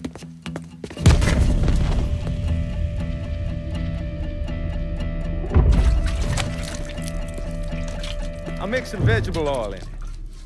Makes the gasoline thick, sticky. Well, well, well. If it isn't the consequences of my actions. Soaked in gasoline and seconds away from being burned alive, looks like this is the end for Lincoln. Or it would be if Tommy Marcano didn't insist on monologuing first, giving our boy just enough time to break out of his bindings. After killing Tommy's goons and gunning them down, Lincoln turns the tables by burning down the counterfeit operation, leaving Tommy to burn along with it. To avoid suffering a similar fate, Lincoln has to hightail it out of there, fighting Tommy's remaining goons along the way. You'd think Lincoln would have caught on fire after a few minutes in this place? He's still soaked in gasoline after all. Or maybe he took a quick shower in between the cutscenes of shooting Tommy and blowing up the printing presses. Who knows? Escaping the scene, now that Tommy Marcano is dead, Lincoln has claimed complete control of New Bordeaux. That leaves only two loose ends, Georgie and Sal Marcano. When Lincoln drops in on Donovan, he finds him preparing to burn down his surveillance setup and erase any evidence of his involvement. After congratulating Lincoln on a job well done, Donovan informs him that Georgie and Sal have taken refuge at Sal's casino. With whatever men they have left, they plan to go out swinging in one final stand against Lincoln. Well, it would be rude to keep them waiting. Let's go crash in on our old pals.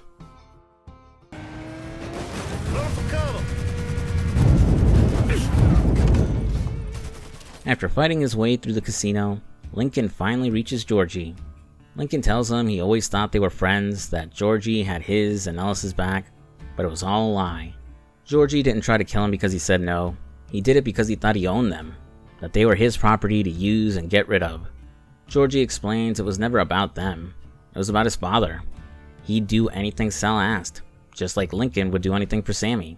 Lincoln replies that Georgie will understand why he has to do what he has to do, before driving his combat knife into him and killing him.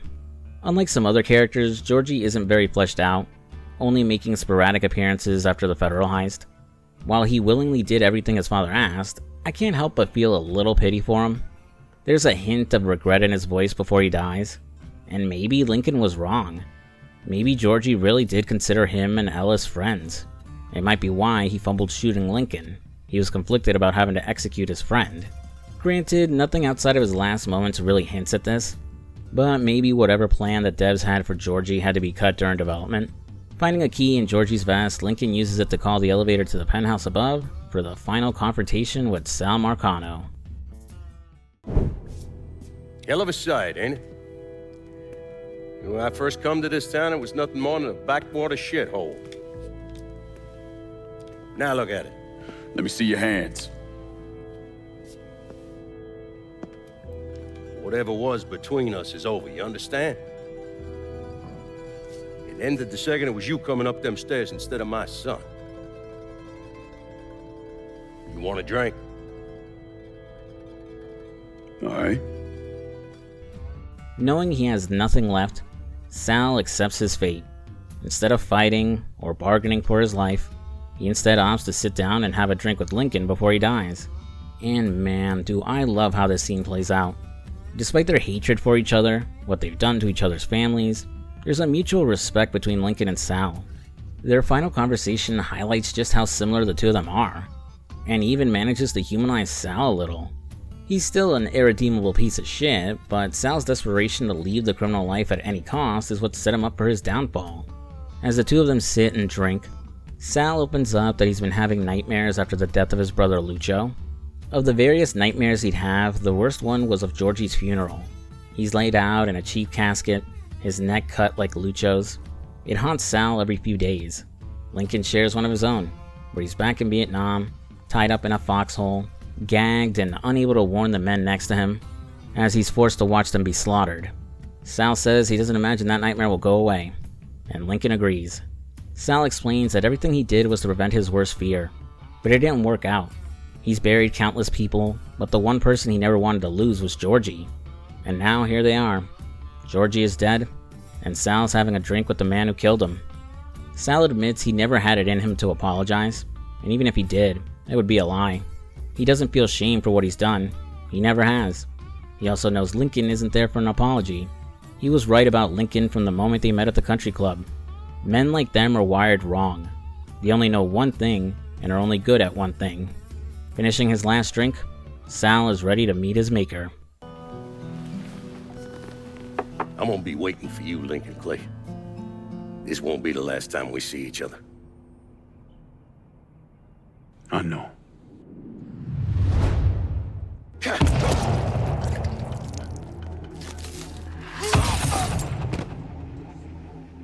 With Sal as stain on the pavement, Lincoln's war has finally come to an end. Leaving the casino, he's approached by several armed men working for the Commission, and alongside them is a familiar face, Leo Galante. Quick little refresher, but our first encounter with Leo was in Mafia 2, where he was the consigliere for the Vinci family in Empire Bay. Vito would meet him in jail, and the old man would take the kid under his wing, using his connections to help him get made. After Vito and Joe's epic fuck-up that resulted in a war between the mob and the Triads, Leo would pull some strings to protect Vito from the Commission's wrath by having him kill Carlo Falcone. Said deal would not extend to Joe, and Vito would end up exiled to New Bordeaux to babysit Sal Marcano. Leo's here in New Bordeaux because the Commission consider Lincoln a threat, and are paranoid he'll shift his wrath to them. He's not here to eliminate Lincoln though, just to deliver a message. It stops at Sal. Don't fuck with us, and we won't fuck with you.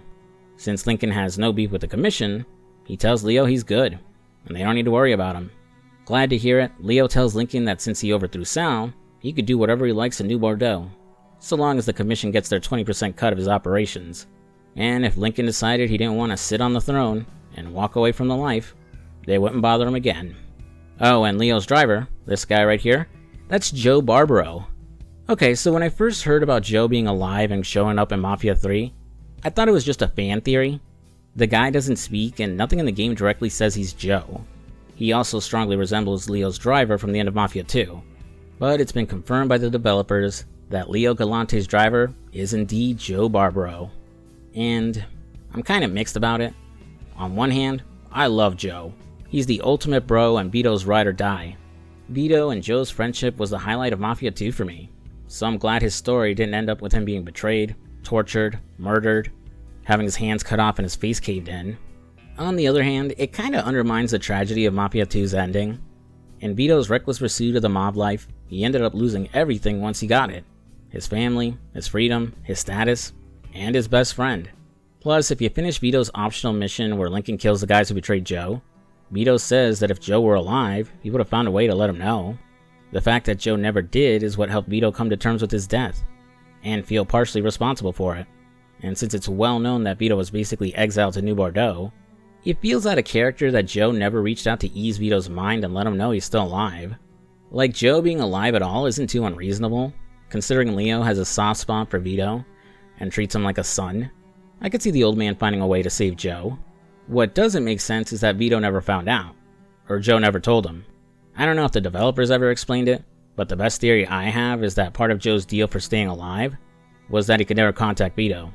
And since Joe's absolutely the kind of guy who'd break that deal for his bro, it wouldn't be him getting killed, it'd be Vito.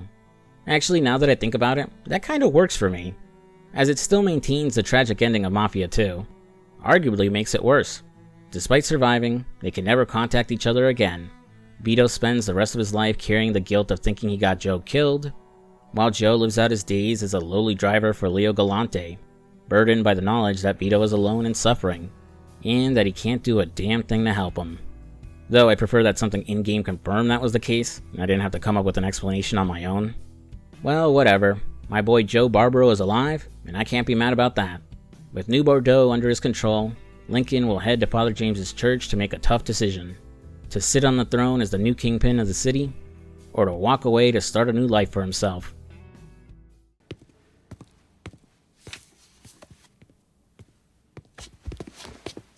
Is he dead? Yeah, he's dead. Him and Georgie both. It's the best news I've heard in ages. Can we get an amen, Padre? So what happens now? What do you mean what happens now? It's over. Done. Finished. I ain't talking to you.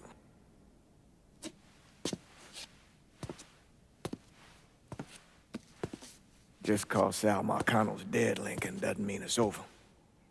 Now, what you did and the size of it all, you created a storm in this here city, and it's gonna take a long time for it to dissipate, if it ever does. With Marcano dead, New Bordeaux belongs to me. Ain't nobody left to stand in my way. Shocked to hear Lincoln intends to rule New Bordeaux, Father James argues Lincoln's plan was to remove Sal, not replace him. Fighting for his soul, he wants Lincoln to reconsider, to return to his plan of abandoning the criminal life for the new life he was going to begin in California. Donovan, on the other hand, argues that the city being the shithole that it is, Another Sal Marcano will inevitably take over. Lincoln agrees. If he doesn't take control, someone worse probably will. Donovan will leave, but advises his buddy to kill his underbosses. It's only a matter of time till they get greedy and want Lincoln's crown for themselves. Father James tries one last time to fight for Lincoln's soul, telling him to leave for that new life he always wanted, as if he makes any other choice, their relationship's over. Father James has his limits, and he can't carry the burden of Lincoln becoming another Sal, and especially because he'd be partially responsible. Lincoln's fate left in our hands. We have 3 different ways for Mafia 3 to end. First, the bad ending. If Lincoln decides to stay but also takes Donovan's advice, he'll betray and kill all his underbosses. He doesn't get to relish in his unchallenged power for long though, as Father James decides that Lincoln truly is beyond saving, and will kill Lincoln with a car bomb. Next is the okay/good ending, I guess. Lincoln decides to stay but doesn't kill any of his underbosses, ruling together with them and expanding his criminal empire throughout the state. With his newfound wealth, Lincoln becomes a benevolent boss, spreading the wealth around by rebuilding the city, donating to charities, building schools, hospitals, and working to improve the lives of those who lived in New Bordeaux.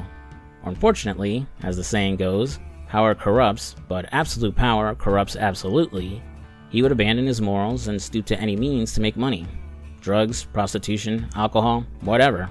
More importantly, his choice to stay came at the cost of losing the one person who truly cared for him, Father James, the only real family he has left. And finally, the best ending, and what I chose, Lincoln gets in his car and drives out of New Bordeaux, finally putting the criminal life behind him in search of something better for himself. Without him there, one of his 3 lieutenants would end up taking over. I'm not sure what determines who takes over. I read in a guide it's whoever happened to have the highest loyalty at the end, but I guess if all 3 have their loyalty maxed out, the game chooses at random? If there's a different criteria for who ends up ruling, feel free to correct me in the comments. If Cassandra takes control of the city, New Bordeaux ends up worse off than it was under Sal. Violence erupts as every criminal group in the south rejects her claim and tries to take over. Cassandra manages to kill anyone who comes her way, but her brutal ways leads the governor to declare martial law and send in the National Guard. So she kills him too. In response, the government tries to turn the citizens against her by cutting funding for schools, city maintenance, and public services. Cassandra's reign over New Bordeaux ends when a hurricane devastates the city, with the survivors fleeing and leaving it a ghost town. Cassandra is never seen again, with most speculating that she was killed during the storm, or is a ghost. Well damn, that's pretty fucking bleak. Things are slightly better if Thomas Burke takes control of the city. Although he had liver cancer and only had like 6 months to live, Burke used the money Lincoln left him to get him a black market transplant in Mexico, which gave him another 16 years. Huh, that's handy. He flooded the city with booze and expanded into dealing drugs. Within a year, most of the country's cocaine came through New Bordeaux. Burke became one of the wealthiest men in the South, bought a seat on the city council, and even got the city's name changed to Bourbon City. But the influx of drugs attracted other criminals, leading to a war with a Cuban gang. When the Cubans called him out, Burke showed up with an M60 and grenades, killing 8 men before they put him down in 1984. Since then, no one has held control for more than a few months, and New Bordeaux remains a lawless mess. And finally, arguably the best outcome for New Bordeaux, if Vito takes control of the city, he succeeds where Marcano failed, completing the Paradiso Hotel and Casino. Later on, he opens another casino, builds hotels and other high-class developments, turning New Bordeaux into the Las Vegas of the South. Vito overlooking his new empire from Sal's old casino penthouse. After all the suffering and loss he experienced over the decades, he finally made it big. It's just too bad Vito can't share his fortunes with Joe. As for our boy Lincoln, he made it out to California and worked at the shipyards for a few years. According to Father James, he met a woman and it looked like they were going to get married, but something caused the relationship to fall apart. After that, he started moving around. Alaska, New York, South America. He even went back to Vietnam. Despite his FBI case being deprioritized, Agent McGuire still kept a file open on Lincoln, tracking his movements across the country but always one step behind him. Lincoln kept in touch with Father James over the years, sending postcards from time to time, but he never stayed in one place for long. His story ends on a bittersweet note. While he managed to avoid becoming a monster like Sal Marcano, he's left wandering, unable to settle or find peace. Lincoln has spent his entire life trying to find his place in a world he doesn't fully understand. And even now, his aimless journey continues. Someday, he's going to get tired of running, or make a mistake, and I'll be waiting. I promise you that. And that was Mafia 3. Oh, and I almost forgot. If you let the credits play for a bit, you're treated to one of the most insane plot twists I've ever witnessed in a video game. Let me ask you something. Senator! Where were you when John Fitzgerald Kennedy was assassinated? I don't remember. At home, I believe. I don't remember. At home, I believe. Let me tell you where I was. A muddy hut in Vietnam. Slowly dismembering an old woman. Cutting her apart bit by bit. And do you know why? Because her son was an NVA officer. And hurting her was the only way to make him talk. I don't understand what this has to do What he with told us saved the lives of an entire platoon. That's 42 men. Men that lived another day because I was willing to take a saw to that old woman. Thank you, Mr. Donovan. I believe that. Sit down and shut the fuck up! I did a lot of terrible shit over there. In the name of this country. Shit that will haunt me for the rest of my life. But I did it because I believed in the fight. I believed what this nation stood for. So, to be sitting there ass deep in mud with that old woman scattered all around me, and hearing that the President of the United States had just been fucking murdered, well, I knew right then and there that I couldn't let that stand. That I would find a way to make it right no matter how long it took. What are you saying? I'm saying that Sal Marcano and a group of conspirators murdered Jack Kennedy. Oh, that is the most absurd thing I have ever heard. I assumed you would say that. Don't fucking move! You're out of your mind. If you... Oh, I don't hold anyone's ambitions against them, Senator. And you certainly were ambitious, weren't you? You went to law school, and then you became a district attorney, and then United States Senate. After Sal Marcano died, I went through his files. Imagine my surprise when I saw your name over and over and over and over again. The mob wanted Jack Kennedy dead, and you were more than willing to help. There are cameras everywhere. There's witnesses. No, I want You'll them never to get see away this, with you this. stupid asshole, because then they will know that I am not finishing with you. I am starting with you.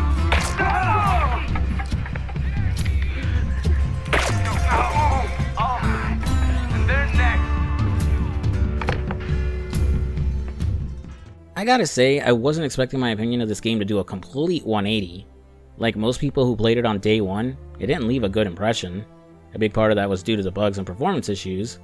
But Mafia 3 is also a very different game compared to its predecessors, so I can't blame longtime fans for not connecting with it even if they got past the jank.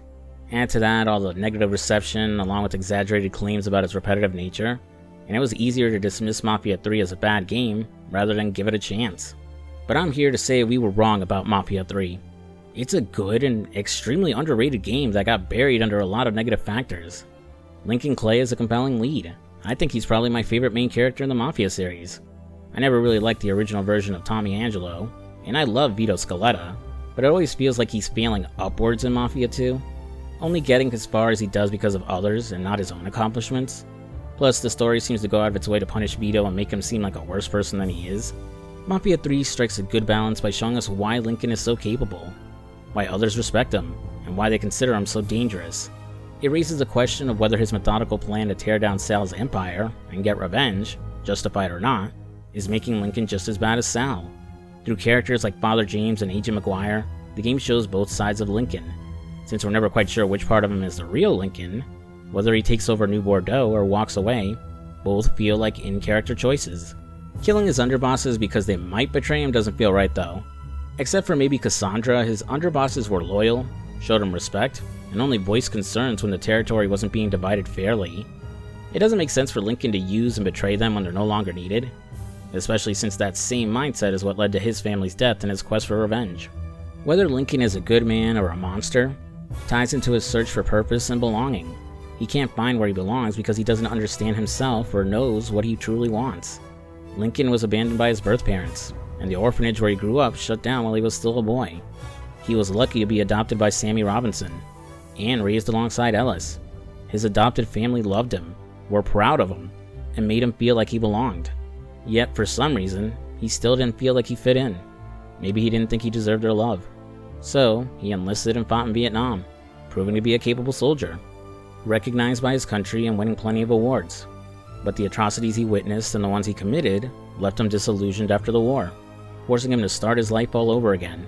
I think a lot of people can relate to his struggles, the lack of identity or the need to search for something different. I really like Lincoln, but if I had one issue with his character, is that the game never fully explores the trauma he endured in Vietnam. In the first few hours, we see him suffering from PTSD through a nightmare he has on his first night back in New Bordeaux, but it's not brought up again until the very end in his conversation with Sal Marcano. If I had to guess, maybe the developers wanted to keep Lincoln's character more ambiguous, and avoid using PTSD as an easy explanation for his more brutal actions. Or maybe they didn't want to risk unintentionally stigmatizing veterans with PTSD. I really like Mafia 3's story, even though it feels less like a typical Mafia story and more like Grand Theft Auto. It's compelling, with solid villains and excellent cutscene direction. Story missions have great set pieces and engaging encounters that add to the satisfaction of taking out a boss or a capo. The issue is that it can feel disjointed and tends to move at a snail's pace. While I don't think the rackets are as repetitive as people say, they can feel like filler and disrupt the flow of the plot. I said it earlier, but cutting down the number of rackets or removing them entirely for a more linear story would have worked better. I also wish your underbosses played a more active role in the plot beyond their initial interactions. I found New Bordeaux to be a refreshing take for an open world crime game, with each district feeling distinct. But I wish there was more to do here. It's mostly racket missions and optional loyalty missions. The races weren't even included at launch, and were patched in later. So I get why some players feel New Bordeaux can be boring. Even with the races, I think optional hunting missions in the bayou, or NPC side missions similar to Strangers and Freaks could have added more longevity to Mafia 3's world. To Hangar 13's credit, despite the game's negative reception and flopping big time, they stuck with it, and kept improving and fixing the game. Even after suffering layoffs not long after its release, they managed to create a more complete experience and put out some great DLC.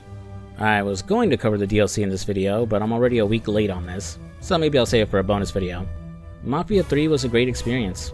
Not perfect by any means, but it nailed the fundamentals of what makes a good open sandbox crime game. A bit uninspired with some mechanics, but adding just enough of its own ideas to create a fresh experience. And while it didn't stick the landing, thankfully this didn't end up becoming the death of the Mafia series. There's been rumblings for years about Mafia 4, and I was hoping that the game would take us to 1970s New York for its story. Instead, a few weeks ago we received the first teaser for the next game in the series.